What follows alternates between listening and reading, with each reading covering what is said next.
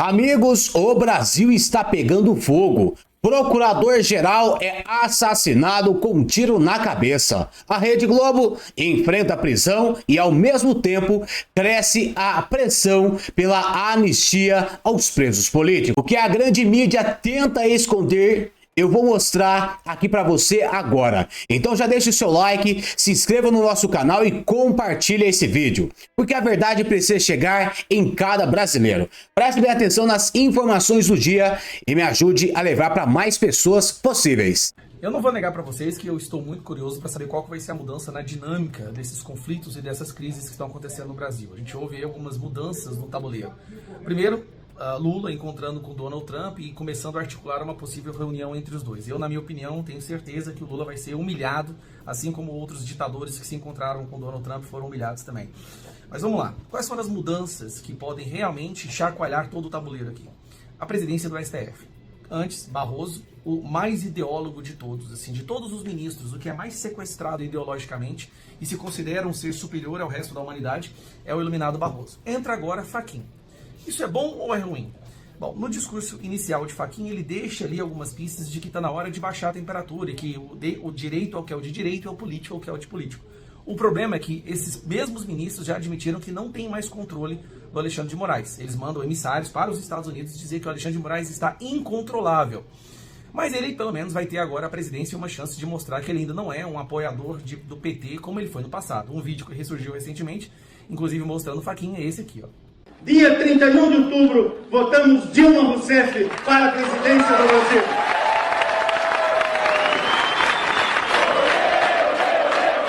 Então eu não tenho esperanças muito altas de que essa nova presidência do STF vá mudar ou vai diminuir a interferência da Suprema Corte nos outros poderes ou diminuir a intensidade dessa ditadura do judiciário.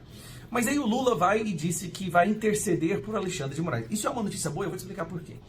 Donald Trump e toda a administração do Donald Trump sabe que o Lula é um apoiador de Hamas, é um apoiador de ditador, de narcotraficante, é um corrupto, que as eleições aqui foram muito estranhas, que ele xingou Donald Trump de nazista e fascista. Então assim, ele é uma pessoa muito mal vista. E quando ele se posiciona por Alexandre de Moraes, eu te garanto, ele complica a situação do Alexandre de Moraes ainda mais. Tanto é que saiu hoje uma matéria mostrando que agora os Estados Unidos já consideram mais 2 novas pessoas para serem sancionadas. A matéria diz aqui, como vocês podem ver, os Estados Unidos avalia que novas sanções a ministros do STF serão inevitáveis. Ou seja, não adianta que o Lula fale ou deixe de falar, novas sanções vão acontecer. As pessoas, os próximos alvos já são bem claros. Flávio Dino, um amigo comunista do Lula, e o outro, Gilmar Mendes, que já é interpretado pelos Estados Unidos e pelo todo mundo como o grande mentor que fabricou o Dragão Moraes, esse que desrespeita a Constituição e que foi sancionado como violador de direitos humanos. Aí, muitas pessoas falam, mas a Magnitsky parece que está fraca, não vai mudar nada. Bom, Alexandre de Moraes e a esposa dele mudaram o patrimônio, colocaram o patrimônio dentro da Lex, foram lá, fizeram uma nova CNPJ, abriram uma nova empresa no mesmo dia que a sanção saiu e teve o site derrubado. Depois que o site foi derrubado, eles tentaram colocar o site em uma outra hospedeira.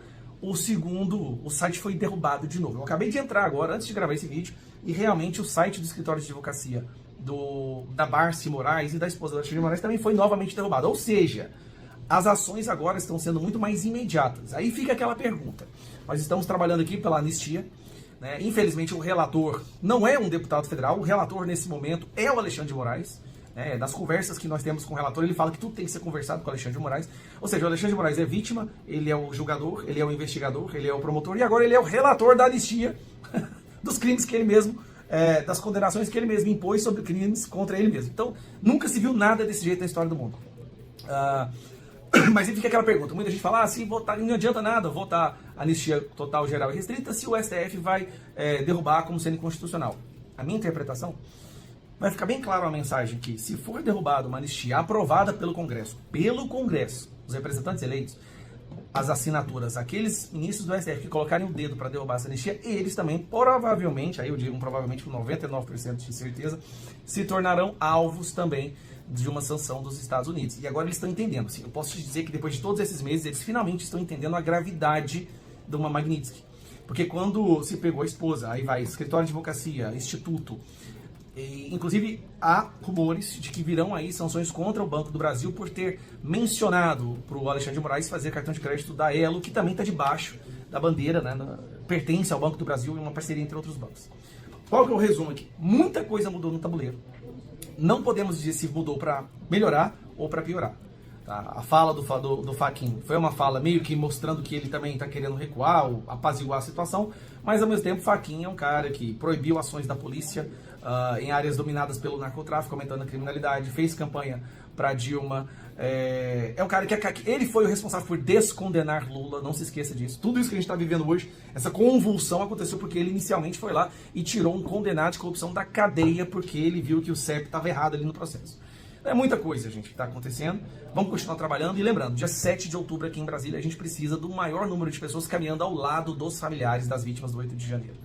Então, assim, vai ser uma semana frenética, com certeza. Muita coisa mudando. A gente só não sabe se vai mudar para melhor ou para pior. Um abraço. A gente está chegando aqui ao final de mais um dia. A sessão hoje, a ordem do dia terminou mais cedo, então deu tempo de eu voltar aqui e gravar esse vídeo, porque está tendo muita conversa truncada. Está tendo muita mentira, muita desinformação no que diz respeito ao posicionamento da oposição em relação à anistia. Todo mundo acompanhou que nós votamos a urgência da anistia. Infelizmente, ela caiu na mão de um senhor chamado Paulinho da Força, que no ano 2020 foi condenado a 10 anos de cadeia por corrupção. E graças ao voto do Alexandre de Moraes, ele foi anistiado. E esse fato é um fato importante nisso que está acontecendo.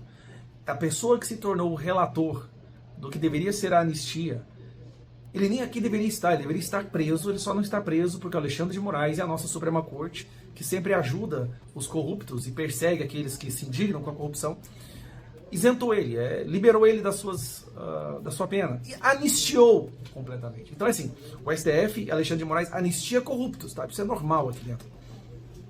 O que foi percebido e está cada vez mais claro? Alexandre de Moraes, ele é a vítima, ele é o investigador, ele é o delegado, o promotor, ele é o juiz, e agora ele é também, ou pretende ser também, o relator da anistia. É isso, ele é o relator da anistia das penas que ele foi vítima e como juiz condenou. Paulinho da Força, pelo entendimento, acho que de todos aqui, ele é um ventríloco do Alexandre de Moraes. É inaceitável que nós votemos favorável a qualquer texto que venha de uma pessoa que faz o que o Alexandre de Moraes quer. Então, o posicionamento, que fique claro, e é oficial agora, o posicionamento é anistia ampla, geral e restrita. E aí algumas pessoas me perguntam, poxa, Gustavo, mas e se vier uma dosimetria, vocês votarão contra? Como é que ficam as pessoas que estão presas?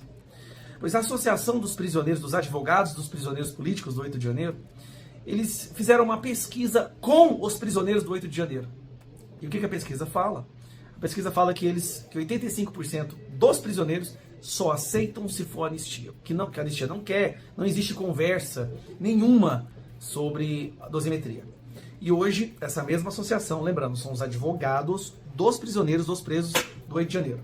Essa mesma associação emite uma nota, publicou uma nota, falando a mesma coisa. Não há possibilidade de dosimetria. A maioria dos prisioneiros políticos querem anistia total, geral e restrita. E quanto a isso, não há conversa.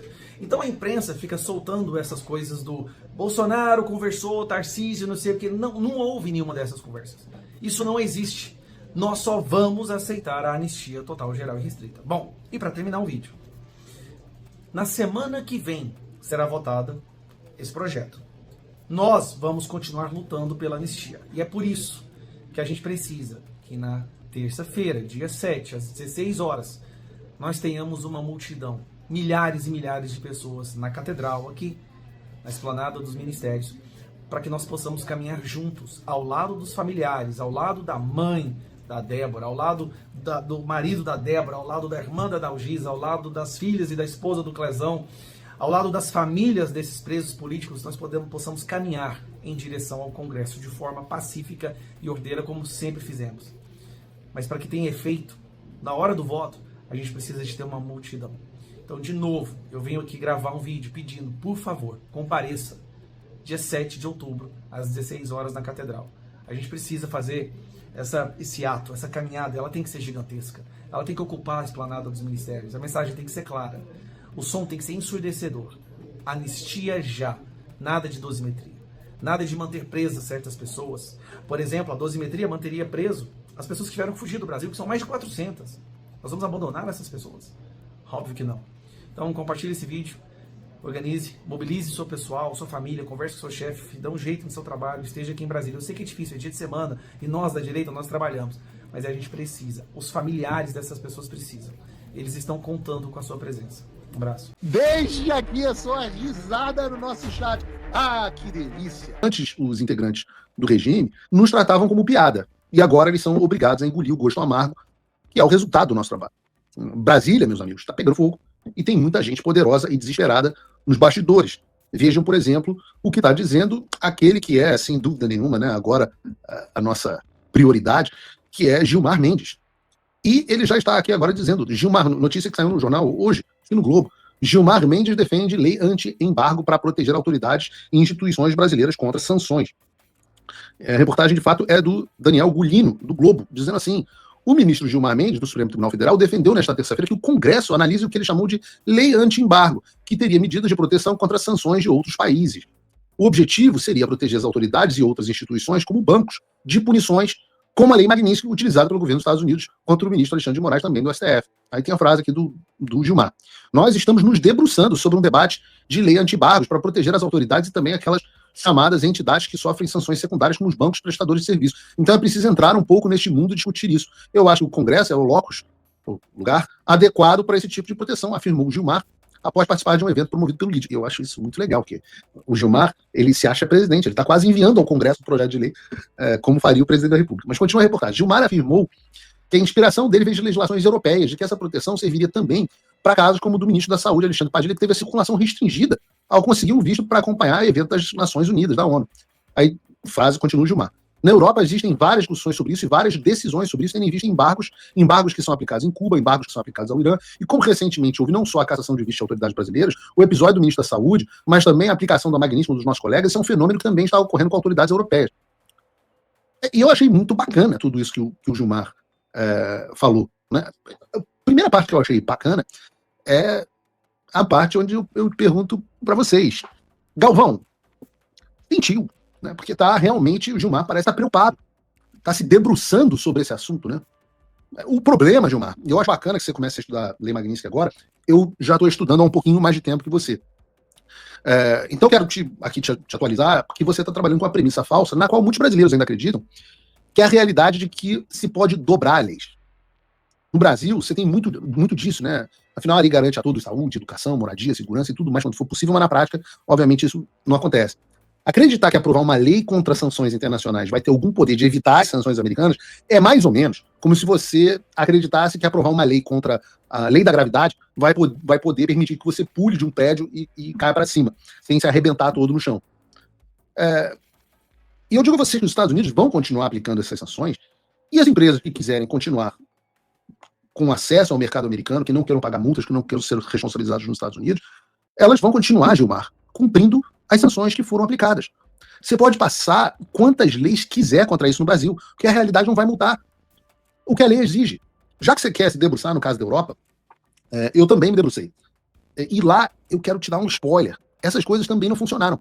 Porque, na prática, as leis europeias contra os embargos comerciais são mais uma declaração política do que um instrumento de poder real. Veja, por exemplo, em 1996, a União Europeia criou o Regulamento 2271, justamente para anular, essa que você está falando, o efeito extraterritorial das sanções dos Estados Unidos. E o que dizia esse regulamento? Dizia que, as empresas europeias não poderiam obedecer às sanções americanas, e 2, qualquer decisão americana contra uma empresa europeia baseada nessas sanções não teria validade nos Estados Unidos. A terceira coisa que dizia que empresas punidas pelos Estados Unidos poderiam ajuizar ações no judiciário europeu para recuperar essas perdas. E era uma teoria maravilhosa para os europeus, essa aí que você está estudando. Eu só recomendo que veja a prática. Porque, na prática, grandes bancos, empresas multinacionais europeias seguiram na risca as sanções americanas, mesmo assim. Eu sempre cito o caso aqui do BNP Paribas, da França, o banco, que em 2014 aceitou pagar quase 9 bilhões de multa, de dólares, mais de 50 bilhões de reais ao Tesouro americano, justamente por violar sanções contra o Irã, Cuba e o Sudão. E nenhuma lei europeia conseguiu protegê-los, e assim foi também com a HSBC, com o Deutsche Bank, com a seguradora ING, com outros bancos europeus que já pagaram multas bilionárias por violar sanções dos Estados Unidos, mesmo tendo, teoricamente, a proteção que você está falando da lei europeia. Em 2018, por exemplo, quando o Trump saiu do acordo nuclear com o Irã e impôs novas sanções ao Irã, várias empresas europeias que tinham contratos com o Teherã, como a Total, a petrolífera francesa, a Siemens, a alemã, e várias companhias aéreas, por exemplo, simplesmente cancelaram os negócios dela no Irã, mesmo com a proteção da lei europeia, justamente para não perder acesso ao mercado americano. Ou seja, na hora H, o que as empresas fazem é um cálculo. É melhor perder o mercado iraniano, ou o mercado brasileiro, do que perder o mercado americano e o acesso ao dólar. Então, sobraram as pequenas empresas, com pouco ou nenhuma exposição ao sistema financeiro americano, que continuam com algum comércio limitado com Cuba ou Irã, mas os grandes players sempre seguiram os Estados Unidos. Então, Gilmar, o resumo é que essas leis até enfrentam os Estados Unidos na teoria, mas na prática não adiantam de nada. O Brasil pode copiar e o efeito vai ser até menor, porque o Brasil não é a Europa. Os bancos e as multinacionais vão cumprir as sanções americanas, as empresas de tecnologia vão cumprir as sanções americanas e a lei brasileira vai servir para discurso político de vocês contra o Washington. Mas, na prática, seu dinheiro vai ser retido, tua vida vai ser ferrada, seus escritórios, seus institutos serão destruídos. E essa pauta é dedicada, aliás, a você, meu amigo pessimista, que reclama de tudo, nunca tá bom para nada, não acredita nas sanções, que haja um caminho, etc, etc. Eu digo a vocês, o sistema sentiu muito a pressão que está sendo imposta contra ele. Pouco a pouco, e eu sempre disse que era um processo gradual, a blindagem do establishment vai ruindo e eles vão sendo expostos pelo que realmente são. Então, a vitória, meus amigos, é nossa. Pode demorar um pouquinho, eles podem ir para um lado, a gente vai e pega pelo outro. Nesse caso da derrubada do site da Viviane Bastos de Moraes, por exemplo, se eu não me engano, quem mandou uma notificação ao Cloudflare foi um indivíduo. Eu até deveria aqui dar os créditos, a pessoa da produção devia ter botado no roteiro, porque se eu não me engano foi um indivíduo que foi lá e cobrou a Cloudflare a respeito do cumprimento da lei Magnitsky. E é muito importante que vocês saibam disso. Nós faremos isso aqui nos Estados Unidos, estamos contratando um escritório de advocacia robusto aqui só para fazer isso, mas você pode, como indivíduo, tanto aqui nos Estados Unidos como no Brasil, cobrar que as empresas derrubem o acesso do Alexandre. Vocês podem mandar, por exemplo, um ofício à Meta pedindo para que o WhatsApp do Alexandre seja desconectado com base na lei Magnitsky. Pode ser até anônimo. E você pode fazer isso. E tem efeito. Quer saber? Tem tanto efeito que, enquanto nós estávamos... Eu noticiei agora há pouco que o site da Viviane tinha sido tirado do ar, tinha voltado ao ar, tinha sido derrubado no ar, e eu pedi a vocês, enquanto fazemos o Paulo Figueiredo Show, para que vocês vissem se o site do Bárcio Moraes Advogados estava dentro do ar. E vocês me informaram aqui pelo chat que o site tinha voltado ao ar. Acontece que a equipe da produção informou que o site caiu de novo. O site caiu de novo. Então isso aqui é ao vivo.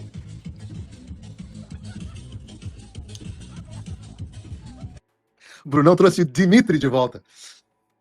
Dimitri, o site da Viviane caiu de novo. Mais uma vez. Ué, né, eu achei... Chequem aí no site se vocês estão conseguindo abrir. Vejam aí. Ao vivo, bota aí de novo pra gente, ao vivo, Bruno. Bota ao vivo, quero abrir... Esse tá ao vivo? Esse é o navegador? Eu quero o navegador. Porque pode voltar de novo a qualquer momento. É o que eu falo. Entra e sai. Entra e sai. Entra e sai. Viviane.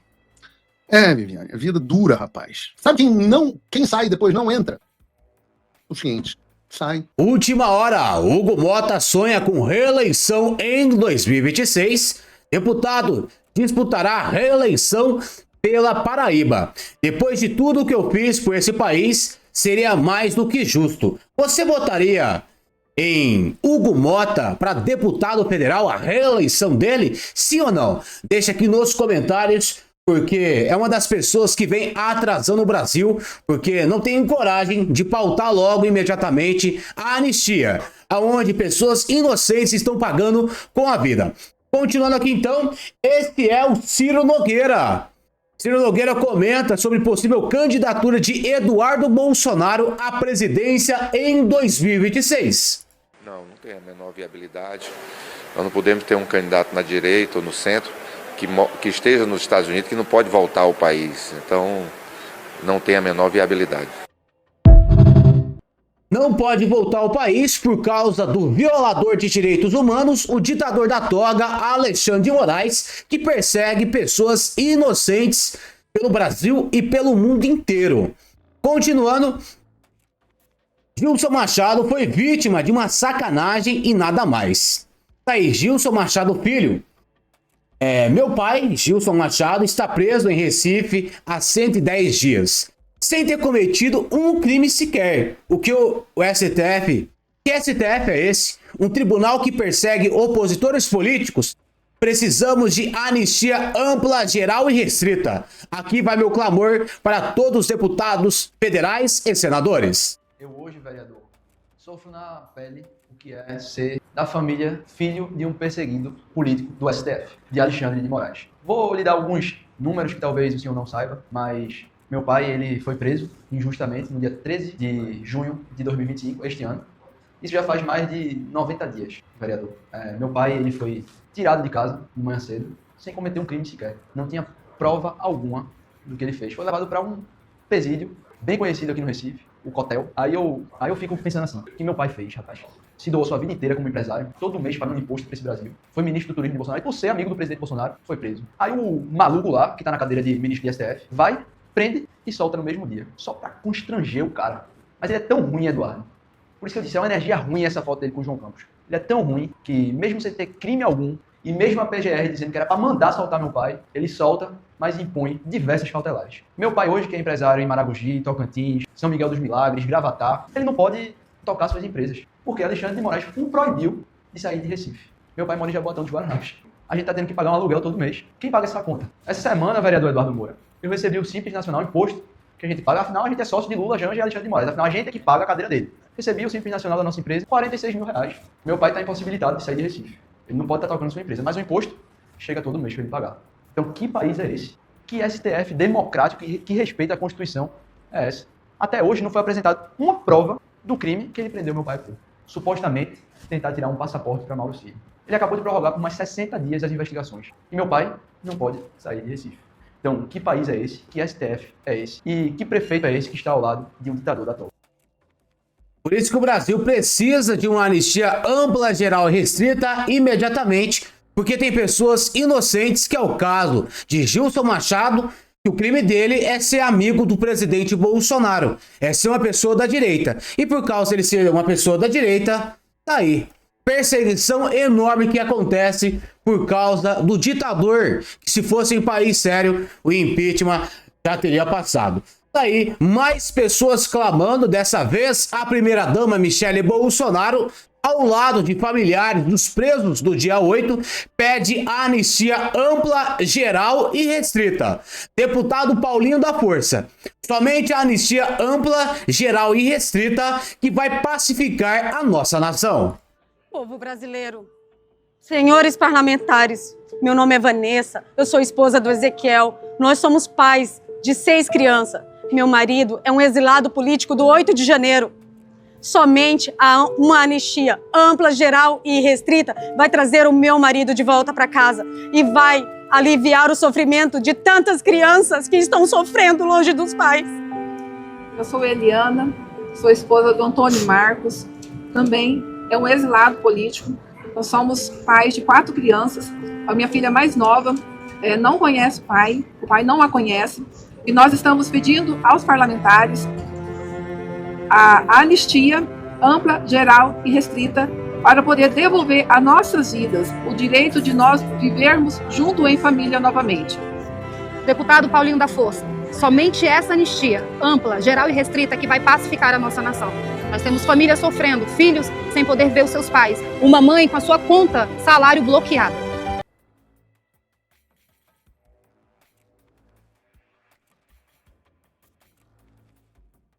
Brasileiro, Paulinho da Força, somente essa anistia ampla, geral e restrita que vai pacificar a nossa nação. Nós temos famílias sofrendo, filhos sem poder ver os seus pais, uma mãe com a sua conta salário bloqueada. Que a justiça de Deus seja feita, que o temor de Deus esteja sobre a sua vida e que essas famílias saiam dessa zona de sofrimento. Que Deus abençoe a nossa nação, que Deus tenha misericórdia de nós.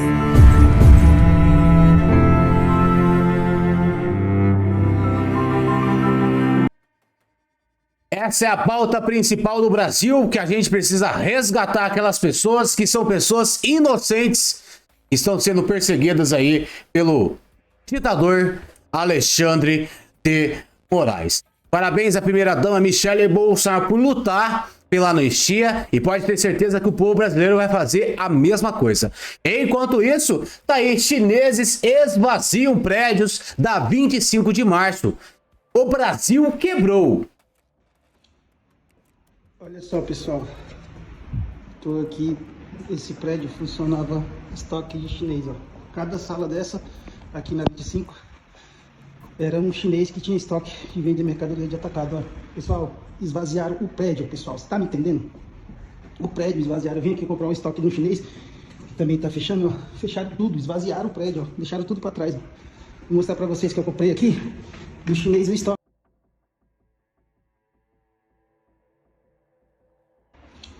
fecharam tudo. Os vasos que eu comprei aqui, do chinês, o estoque dele. Um prédio, pessoal. 12 andares, esvaziaram todas as salas. Você tá me entendendo? Olha isso. Tudo esvaziaram. Ó, já não tem mais nem água no banheiro. Tiraram a torneira já, tudo, porque os chineses entregaram as salas. Deixa eu vir comprar o estoque aqui da chinesa. Olha só. Comprei o restante dessas caixas. Caixa, ó. Tá vendo? Tudo fechado, né? Só você agora sozinha. Tudo, ó. É o último. Último chinês. Ó, fechou tudo, ó. Comprei o restante das mercadorias. Agora vai embora. Vai embora, pessoal. Tudo vai embora. Olha só. Maicon do Brasil em tempo real. Aqui na 25 de março, pessoal. Esse é o país de Lula da Silva. É daqui pra pior. Se a gente não resgatar o Brasil às pressas. Ano que vem, eleição importantíssima e a gente precisa lutar pela anistia para que o presidente Bolsonaro possa concorrer à presidência da República. Só Bolsonaro para poder resgatar o Brasil desses criminosos que tomaram o poder. Preste bem atenção nas informações e me ajude a compartilhar. Funcionário da Globo se passa por repórter, tenta extorquir deputado e é preso em flagrante. O homem identificado como Júlio César de Oliveira Silva Rodrigues foi detido em flagrante nesta terça-feira, dia 29, acusado de tentar extorquir o deputado estadual Alexandre Canoplotti, do PL. O suspeito se passou por jornalista da Rede Globo e exigiu 10 mil para não divulgar uma suposta reportagem negativa contra o parlamentar. De acordo com o boletim de ocorrência registrado no Distrito Policial do Rio de Janeiro, Rodrigues entrou em contato inicialmente com o irmão de Canoplotti. Ele alegou ser integrante da Central Globo de Jornalismo e afirmou que havia uma matéria de 12 minutos pronta para ser exibida no programa Fantástico. A transmissão poderia ser evitada, segundo o farsante, mediante o pagamento.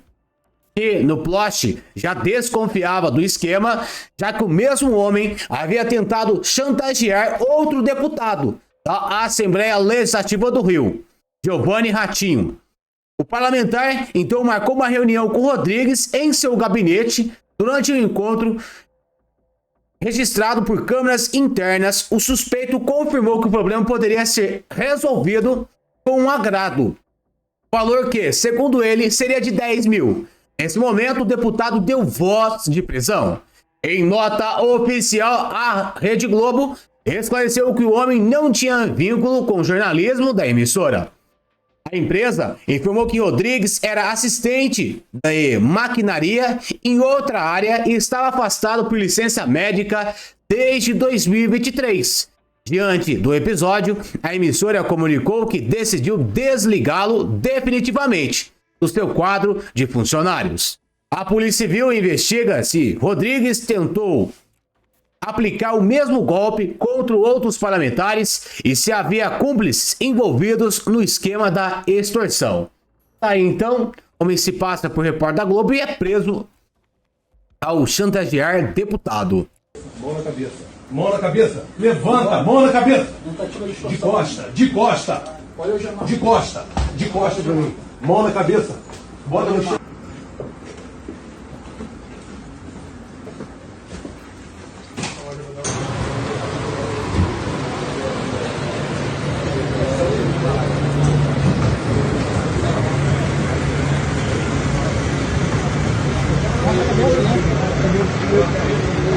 Tá no meio, no meio. Enquanto isso, o Brasil é assustador. Daí, urgente, procurador-geral é assassinado com um tiro na cabeça. A autoridade foi morta enquanto passeava com um cachorro de estimação. O crime ocorreu horas após reunião na prefeitura. José Nanda Bezerra era procurador-geral do município de Aurora do Cariri cearense. O crime ocorreu na noite dessa segunda-feira, dia 29. A vítima chegou a ser socorrida e levada a uma unidade hospitalar, mas não resistiu aos ferimentos causados pelo disparo. As autoridades locais investigam o caso como homicídio. A Secretaria de Segurança Pública e Defesa Social do Ceará informou que as equipes da Polícia Militar e da Polícia Civil foram mobilizadas e realizaram diligências para apurar todos os detalhes relacionados ao assassinato do procurador-geral. As investigações buscam determinar a motivação do crime. Até o momento não foram divulgadas informações sobre possíveis suspeitos ou se o ataque teria relação com as funções exercidas por Nanda Bezerra no município. O procurador, também conhecido como Paulo Bezerra, foi morto na cidade de Aurora, localizado na região sul do estado. A investigação continua sobre responsabilidade das forças de segurança estaduais que trabalham para esclarecer as circunstâncias e os motivos do assassinato da autoridade municipal. É assustador o que acontece no Brasil. Esses dias, um ex-policial foi morto, agora mais um procurador-geral. Isso tudo, o crime organizado tomando conta do Brasil. Esse é o Brasil do Lula, onde criminosos tomaram o poder e pessoas inocentes, pessoas que estão fazendo o seu trabalho, estão pagando com a vida. Mais um procurador, mais uma autoridade que perde a sua vida por causa do crime, aonde aqueles PCC, Comando Vermelho, grupos terroristas, aonde Lula da Silva não quis colocar ele como grupos terroristas para os Estados Unidos.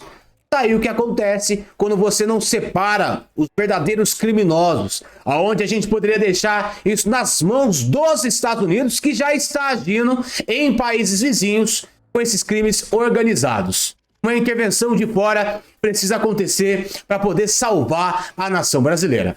Tá aí, meus amigos, informações importantes, informações atualizadas do dia de hoje. Pedir para vocês deixar o seu like, deixar o seu comentário e compartilhar essas informações nas suas redes sociais. A gente volta amanhã com mais informações aqui para vocês.